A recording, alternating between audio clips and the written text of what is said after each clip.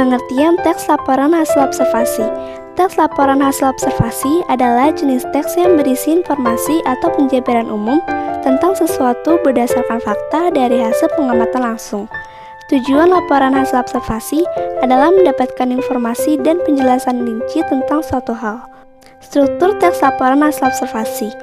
1. Pernyataan umum. Pernyataan umum adalah paragraf yang memperkenalkan objek secara umum. Kedua, deskripsi bagian. Deskripsi bagian adalah paragraf yang memberikan informasi tentang bagian-bagian dari objek tersebut. 3. Deskripsi manfaat.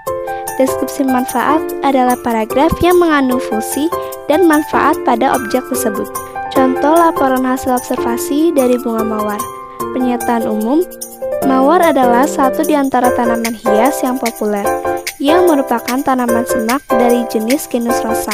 Tanaman mawar memiliki tinggi 2-5 meter dan ada lebih dari 1 spesies.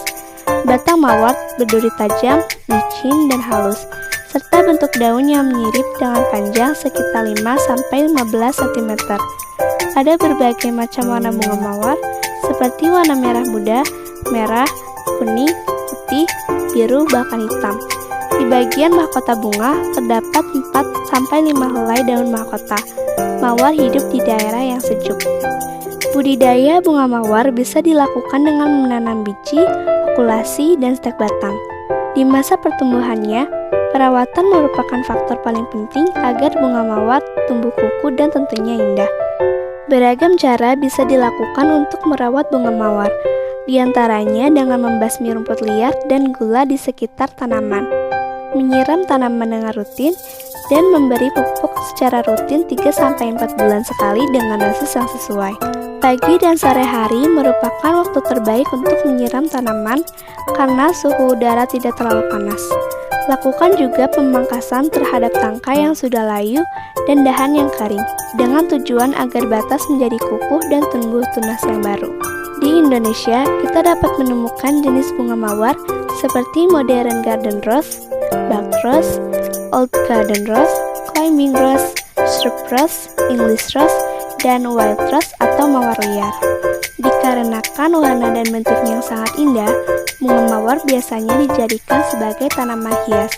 Tetapi, di balik keindahannya, bunga mawar juga mempunyai banyak manfaat, di antaranya sebagai antibakteri, antiviral, antidepresan, anti peradangan, dan sumber vitamin C. Selain itu, banyak produk kecantikan seperti parfum, sabun, pelembab, dan sebagainya yang menggunakan bunga mawar sebagai bahan pembuatannya. Mawar juga bisa dimanfaatkan untuk teh, jelly, dan selai.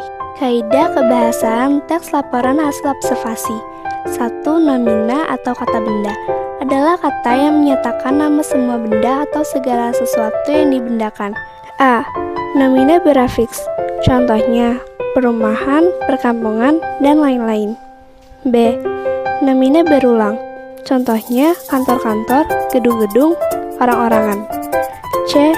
Nomina majemuk, contohnya suami istri dan wajib pajak. Kedua, verba atau kata kerja adalah kata yang menyatakan perbuatan atau pekerjaan. Verba terbagi dalam beberapa kategori, di antaranya A. Verba pokok kata, contohnya tulis, temu, juang. B. Verba dasar, contohnya ada, datang, mandi, duduk. C.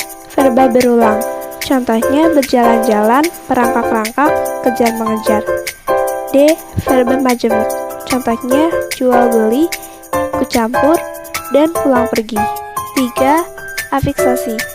Perubahan kategori kata bisa terjadi karena adanya proses afiksasi. Kata yang sudah mengalami afiksasi atau mengimbuhan termasuk ke dalam kata bentukan. Kata yang mendapat proses dapat berubah jenis. Misalnya, kata berjenis verba dapat berubah menjadi nomina jika mendapat imbuhan. Contohnya, kata minum. Itu verba mendapat imbuhan an menjadi minuman, yaitu nomina. Suatu kata dasar dapat berubah menjadi verba jika mendapat imbuhan men, ber, di, bahkan terkadang ter atau ke-an, semacam itu. Kata dasar yang sama dapat berubah menjadi nomina jika diberi imbuhan pen, per, an, atau terkadang ke-an. Contoh afiksasi. Pertama, disebut. Kata dasarnya sebut, mendapat imbuhan di, berubah menjadi verba. Kedua, menakutkan. Kata dasarnya takut, mendapat imbuhan menkan, berubah menjadi verba. Ketiga, kemampuan. Kata dasarnya mampu, mendapat imbuhan ke-an, berubah menjadi nomina. Keempat, getaran. Kata dasarnya getar, mendapat imbuhan an, berubah menjadi nomina. Kelima, menyusui. Kata dasarnya susu, mendapat imbuhan men, i, berubah menjadi verba. Yang keempat, kalimat definisi dan kalimat deskripsi. Ciri khas teks laporan hasil observasi adalah adanya kalimat definisi dan deskripsi. Kalimat definisi biasanya terdapat dalam unsur deskripsi bagian. Kalimat definisi adalah suatu kalimat yang memberikan penjelasan umum tentang suatu benda, hal, aktivitas, dan lain-lain. Kalimat definisi dapat membantu pembaca untuk memahami istilah-istilah yang sering muncul dalam sebuah tulisan. Kalimat deskripsi, kalimat yang menggambarkan sifat-sifat atau ciri khusus suatu benda. Kelima, menggunakan istilah. Banyak menggunakan kata-kata teknis atau istilah ilmiah berkaitan dengan tema atau isi teks. Hal ini berkaitan dengan sifat laporan itu sendiri yang pada umumnya merupakan teks yang bersifat keilmuan. Contohnya, kata vertebrata dan invertebrata. Keenam, menggunakan kalimat simpleks dan kalimat kompleks. Kalimat simpleks adalah suatu kalimat di mana hanya terdiri dari satu verba utama.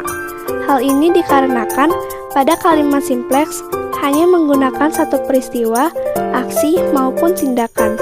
Kalimat ini umumnya mempunyai pola SP, SPO, SPOK, dan SPOKpel. Contohnya, Pina membersihkan meja di ruang tamu.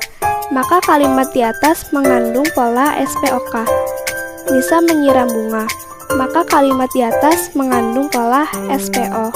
Setelah mengetahui pengertian yang telah dijelaskan di atas, perlu untuk mengetahui beberapa ciri pada kalimat ini untuk membedakannya.